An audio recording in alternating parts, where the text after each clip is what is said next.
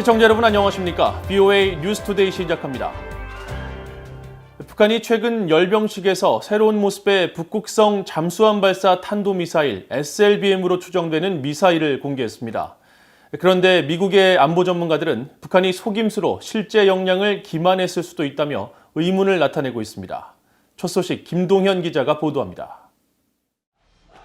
최근 북한이 열병식에서 공개한 새로운 잠수함 발사 탄도미사일 SLBM에 대해 제프리 루이스 미들버리 비확산 연구센터 소장은 VOA에 외형에 조금의 변화가 있는 것은 사실이지만 솔직히 북극성 사형과 어떤 차이가 나는지 판단하기 어렵다고 분석했습니다. 기본적으로 화성 3형 또는 2형을 기반으로 한 설계에서 차별성이 눈에 띄지 않는다는 겁니다. The 5 looks like it has a longer payload section, but looks like it's basically the same missile. I know people keep saying these things are getting bigger and bigger and bigger, but I don't see that yet. 조셉 버뮤데즈 전략국제문제연구소 CSIS 위성분석 선임연구원 겸 한국석전은 북한이 열병식에서 이른바 신형 무기라고 과시할 때는 각별한 주의가 필요하다고 지적했습니다. 그러면서 이번에 공개한 잠수함 발사 탄도미사일의 전투부 덮개의 외형이 기존과 달라졌지만 북한은 항상 이런 행사에서 위장과 은닉, 속임수의 수단으로 활용했다고 강조했습니다. And for parade, I can have a different shroud put on to imply that I have different capability. We just don't know. We can't look under the shroud. Okay? So we have to be very careful about what assessment we give to equipment we see or SLBMs that we see in this case. 버뮤데즈 석전은 이어 북한이 이번 미사일을 지상 기반으로 개조할 가능성은 충분하다면서 아직 공개할 수는 없지만 위성 사진을 통해 북한이 바다와 육상 기반형 미사일을 상호 운용하려는 기반시설 건설 움직임이 포착되고 있다고 밝혔습니다. 군사 전문가인 브루스 베넷 랜드 연구소 선임 연구원도 실제 북한의 잠수함 건조 수준이나 증명되지 않은 역량을 고려할 때 지하시설 경락고 등에서 발사하는 방식일 가능성이 높다고 분석했습니다. 그러나 이 경우 기존 화성 12형과 성능 면에서 차이가 없다며 미국 본토 겨냥보다는 한국, 일본 등 영내 이웃 국가들을 겨냥한 정치적 목적이 더 크다고 분석했습니다. 미국의 안보 전문가들은 특히 미사일에 탑재할 잠수함 역시 공개하고 있지 않은 상황에서 북한이 이번에 공개한 잠수함 발사 탄도미사일의 역량을 단정 짓기는 이르다고 지적했습니다. VOA 뉴스 김동현입니다. 북한의 군사력은 전 세계 28위 수준으로 특히 로켓 발사대와 해군 잠수함, 공군 전투기 수에서 위협적인 전력을 보유하고 있으며 신종 코로나 바이러스에 따른 경제난 속에서도 국방비를 2배 이상 증액한 것으로 평가됐습니다. 미국의 군사력 평가기관인 글로벌 파이어 파워는 최근 발표한 2021년 세계 군사력 순위 보고서에서 북한의 군사력은 전 세계 138개국 중 28위를 기록했으며 지난해 16억 달러 정도였던 국방비가 올해 35억 달러로 2배 이상 증가한 것으로 나타났다고 밝혔습니다. 보고서는 40여 개 분야에 대한 평가와 수치 등을 근거로 이같이 평가했다며 구체적으로 북한은 정규군과 예비군을 포함해 190만 병력과 탱크 6,100여 대, 전투기 458대, 잠수함 36척, 전투 초계함 250척 등을 보유한 것으로 추산했습니다. 특히 탱크와 장갑차, 로켓 발사대 수에서 상위권에 잠수함과 초계함 수에서도 2, 3위권에 올랐습니다.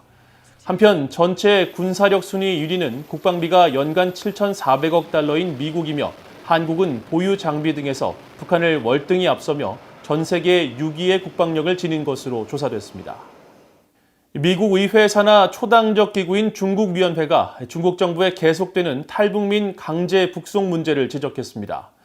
중국 정부기관 등 탈북민 북송에 관여한 개인 또는 기관에 제재 부과를 고려해야 한다고 밝혔습니다. 이조은 기자가 보도합니다. 중국 내 인권 실태를 평가해 의회와 정부의 정책 제안을 하는 미국 의회 산하 초당적 기구인 의회 행정부 중국위원회가 14일 발표한 연례 보고서입니다. 중국 정부는 지속적으로 탈북 난민을 구금하고 북한으로 강제 송환하고 있다고 지적했습니다. 중국위원회는 특히 북한으로 송환된 난민들은 고문과 투옥, 강제노동, 심지어 처형까지 심각한 처벌을 받게 된다며 중국의 탈북민 송환은 국제인권과 난민법상 중국의 의무에 위반된다고 밝혔습니다.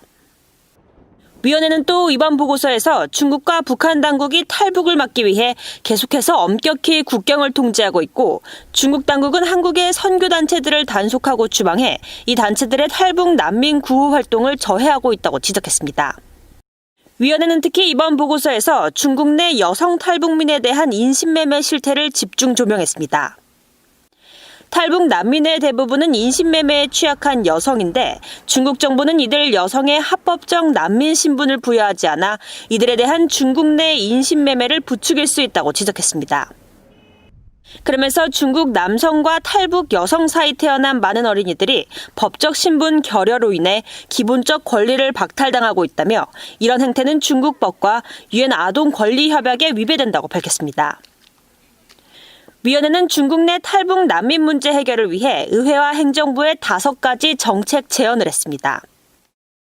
트럼프 행정부가 계속 공석으로 둔 국무부 북한 인권특사를 조속히 임명하고 중국 정부 기관 등 탈북민 북송에 관여한 개인과 단체에 대한 제재 부과, 중국 정부의 탈북민 조치에 대한 국제적 감시 강화 촉구입니다.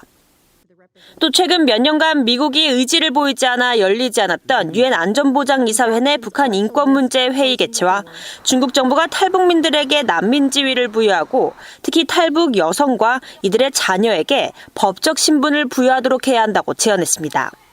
Over the last year, the Chinese government has taken unprecedented steps to extend its repressive policies through censorship, intimidation, and the detention of people in China for exercising their fundamental human rights.